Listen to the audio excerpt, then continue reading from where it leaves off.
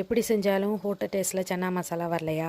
அப்போ நான் சொல்கிற மாதிரி ட்ரை பண்ணி பாருங்கள், சூப்பராக வரும். ஒரு 7-8 மணி நேரம் ஊற வச்ச வெள்ளை கொண்ட கடலையை குக்கரில் வேக வைக்கும் போது அது கூட சேர்த்து உருளைக்கிழங்கையும் வேக வச்சு எடுத்துக்கோங்க. உருளைக்கிழங்கை வேக வைக்கும் போது பிரியாணி இலை, பட்டை சேர்த்து ஒரு 7-8 விசில் வச்சு எடுத்துக்கோங்க. இப்போ ஒரு மிக்ஸி ஜாரில் வெங்காயம், பச்சை மிளகாய் போட்டு நல்லா கொரப்பாக அரைச்சி எடுத்துக்கோங்க. அடுத்தது தக்காளியையும் இந்த மாதிரி கொரப்பாக அரைச்சி தனித்தனி பாத்திரத்தில் எடுத்து வச்சுக்கோங்க. இப்போது உருளைக்கிழங்கு வெந்துருச்சு. இப்போ இந்த உருளைக்கிழங்கை ஒரு தனி பாத்திரத்தில் எடுத்து உருளைக்கிழங்கை போட்டது தெரியாத அளவுக்கு நல்லா மசித்து எடுத்து வச்சுக்கோங்க.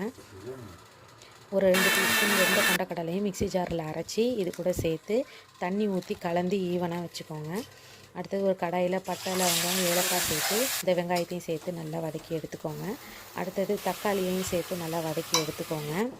அவ்வளோதான். இப்போ எண்ணெய் பிரிஞ்சு வரும்போது நம்ம இஞ்சி பூண்டு பேஸ்ட்டு போட்டுடலாம்.